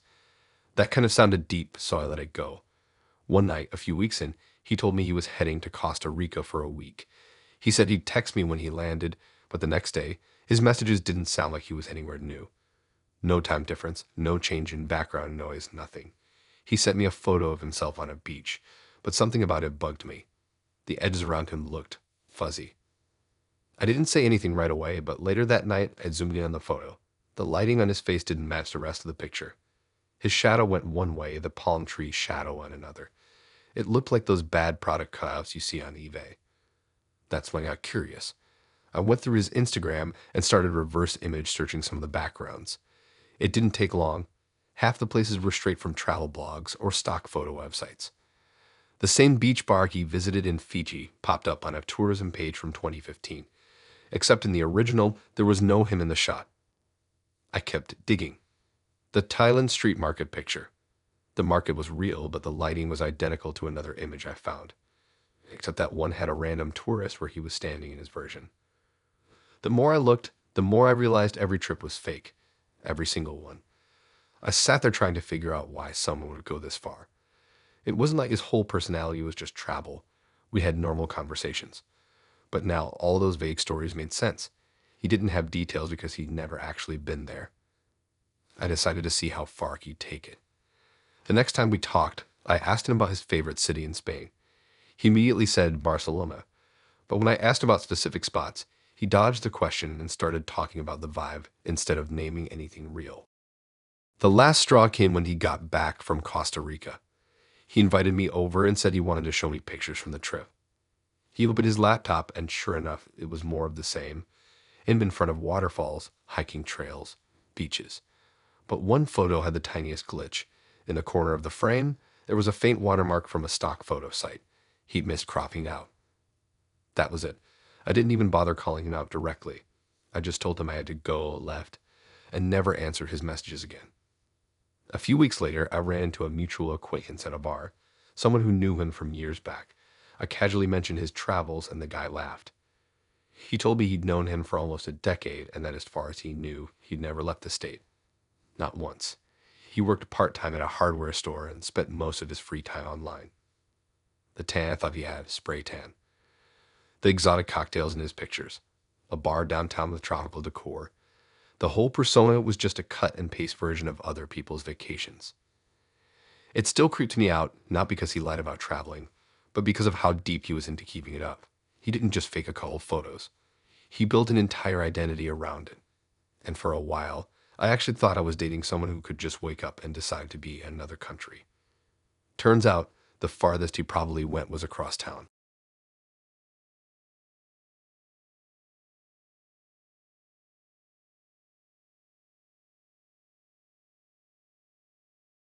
When I first met her, I honestly thought she was way out of my league. She had this kind of easy confidence, like she was used to people staring at her. Her profile said she was a traveling model between gigs, which sounded ridiculous and cool at the same time. All of her photos looked like they were taken in hotels or airports. Expensive looking hotels, too. Big windows, soft lighting, those plush beds with 6 pillows. She wasn't like most people online either. She didn't message constantly, she'd just pop in with short updates like, in Miami for a shoot or flying to Denver tomorrow. It made her seem busy, important. When she said she'd be in my city for a few weeks, I couldn't believe she actually wanted to meet.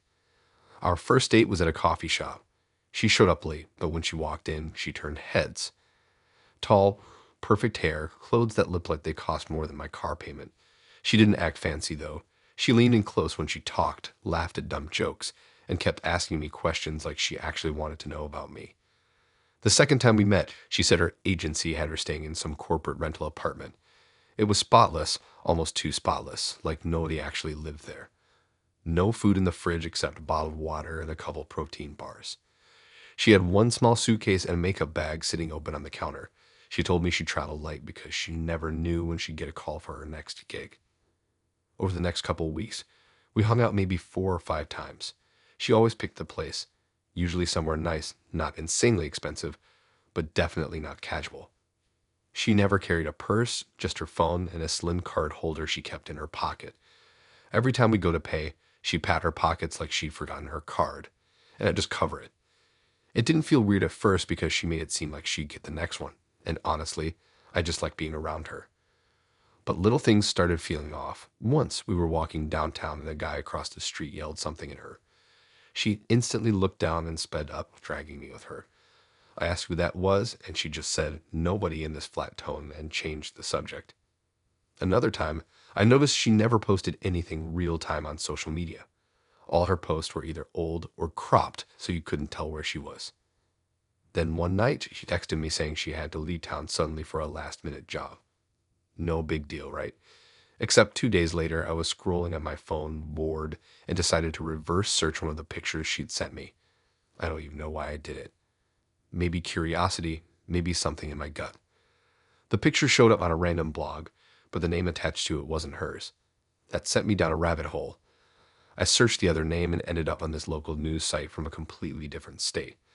And there it was, her mugshot. It didn't look exactly like her the way I'd seen her.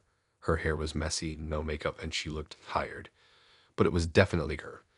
The article said she was wanted for scamming people out of thousands, running fake investment schemes, and skipping out on hotel bills. She'd been arrested once but skipped bail and disappeared. I just sat there staring at the screen, thinking about every conversation we had. The agency, the sudden trips, the way she always avoided paying for anything. It all lined up way too well. I decided not to confront her right away. I wanted to see what she'd say when she came back. A week later, she texted like nothing had happened, saying she was back in town and asking if I wanted to meet at this rooftop bar. I agreed, but the whole time I was driving there, I felt I was walking into some kind of trap. She was already there when I arrived, leaning on the railing like she was posing for a magazine cover. She looked even more put together than usual, like she'd spent hours getting ready. But I couldn't stop thinking about that mugshot. She talked the whole night about projects she had coming up, throwing around names of cities and fashion terms I didn't understand. I barely listened. I kept wondering if someone in the bar would recognize her, and she was already scoping out her next target. When the bill came, she reached for her pocket, then paused like she'd just remembered something. That was it for me. I told her I had to go and left cash on the table without waiting for change. She didn't follow me out. That night, I blocked her number and deleted every message. But here's the part that still gets me. A month later, I was at the grocery store and I saw her. She was in the checkout line with some older guy, laughing, leaning into him the same way she used to with me. Different hair color this time, shorter. Different clothes. But it was her. I didn't say anything. I just left my cart in the aisle and walked out. Later, I checked the news site again, and her wanted notice was still there, same mugshot, same charges. Still at large. I guess she's still out there, slipping between cities, changing her look just enough to keep people guessing. And every time I see someone with that same too perfect, too travel heavy lifestyle online, I can't help wondering if it's her again.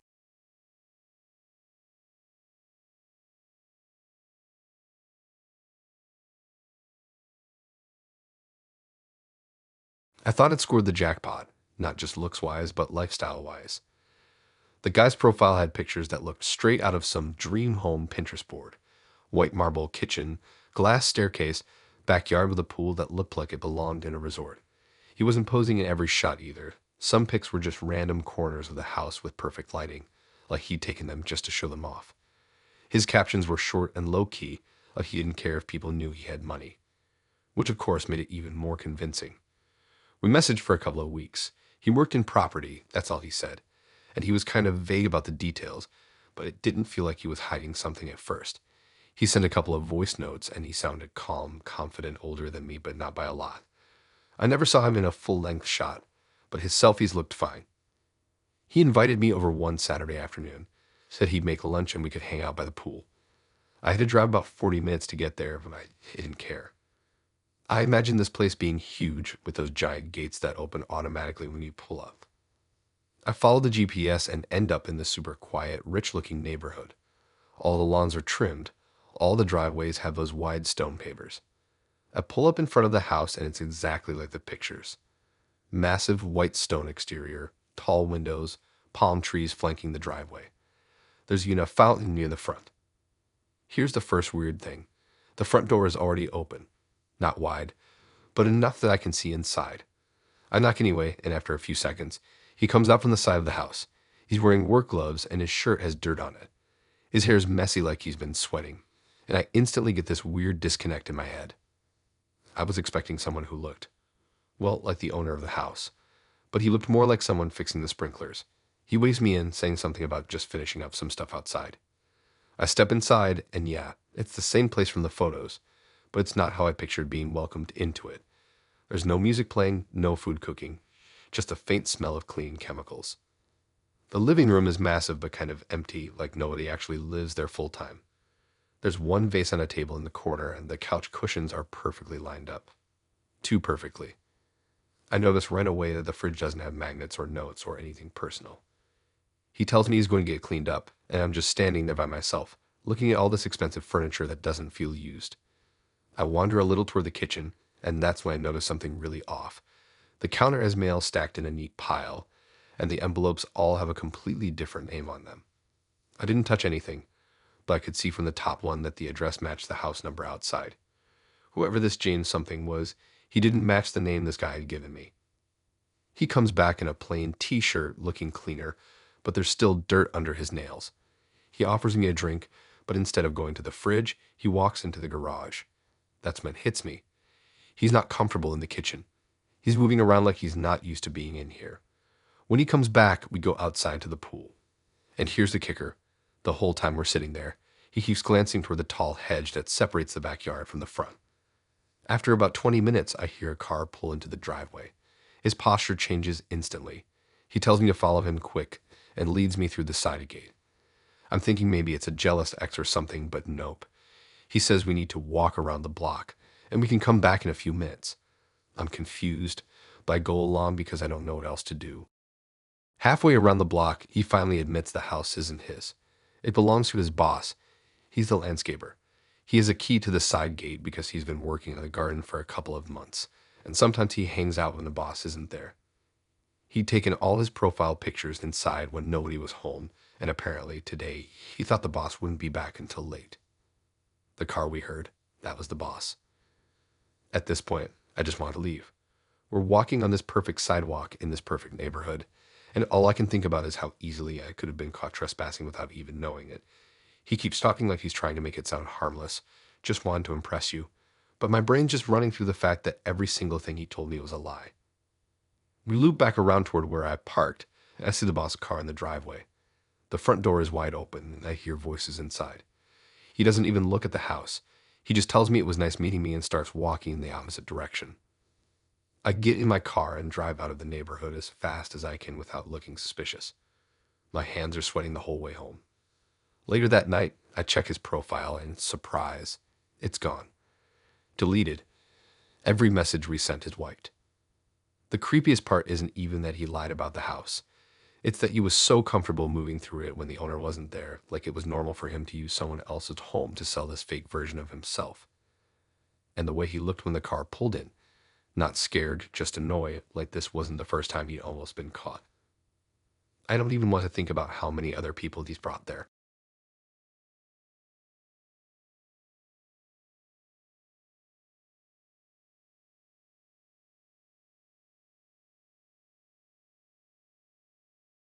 I met her online about 2 months ago.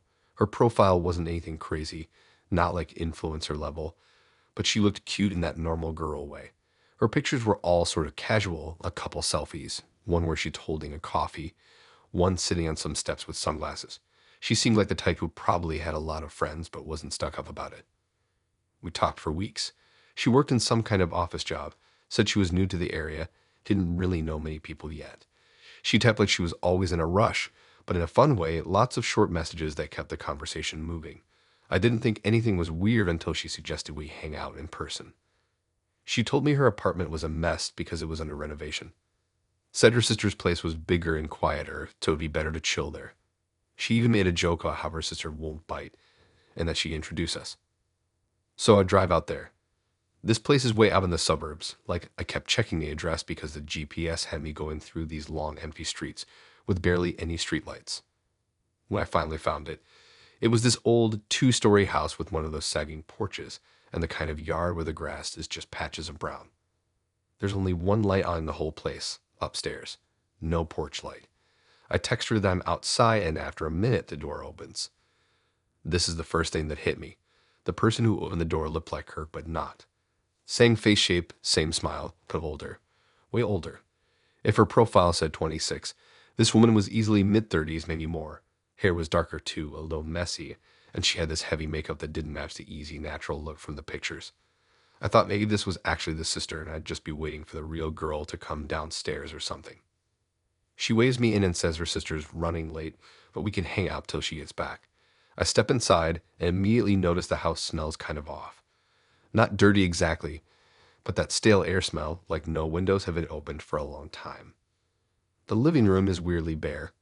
There's one old couch, no TV, just a dusty coffee table with a bunch of empty glasses. No decorations. The walls are this faded yellow, and the corners have those cobweb strings you only notice when light hits them. We sit down and she's talking like she already knows me.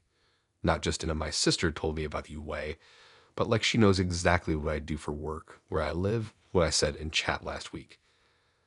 At first I'm thinking maybe her sister shared my messages, but the more she talks, the more it feels like she's just her. Then it clicks. She starts saying stuff word for word from our chats, but in this slightly mocking way, like she's reminding me that I already said it. I ask where her sister is, and she just grins and says, "I told you she's running late." But there's this pause afterward, like she's waiting for me to figure it out. I just sit there because what am I supposed to say? My brain's trying to reconcile the girl I've been texting for weeks with this woman sitting 3 feet from me, wearing the same smile with these tired, sharper eyes. She goes into the kitchen to grab drinks, and I hear her opening and closing cabinets. I look around and realize there's no pictures anywhere. Not of her, not of anyone. The hallway at the back of the house is darker than it should be. The light's on in the kitchen, but it doesn't spill down the hall at all. When she comes back, she hands me a glass of soda. I hold it, but I don't drink it. Something about the way she keeps looking at me makes me feel like I'm being studied, like she's not even trying to hide it. She sits closer now, leaning in just enough that I can smell her perfume, which is too sweet and heavy, almost masking something else underneath. She starts talking about how people online lie all the time, and how you can never really know someone from their pictures. She's saying this while staring dead into my eyes, and it's like she's daring me to call her out. I glance toward the door and realize my shoes are still on, which feels like the only good decision I've made tonight. I tell her I need to use the bathroom just to break the tension, and she points me toward the stairs, saying it's the one at the end of the hall upstairs. Upstairs is worse. The hallway carpet feels damp in spots, and the air is warmer, heavier. I pass a couple of closed doors, and at the far end there's one door that's slightly open with a faint light inside. I don't look in. The bathroom is small, and the mirror above the sink is cracked straight across the middle. There's a toothbrush holder, but no toothbrushes in it. When I come back down, she's not in the living room.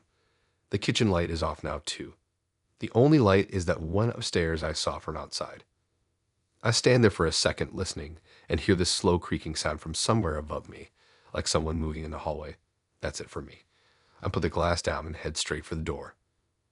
As I'm opening it, I hear her voice behind me, soft but clear, saying something like, "You didn't even want to meet my sister, did you?"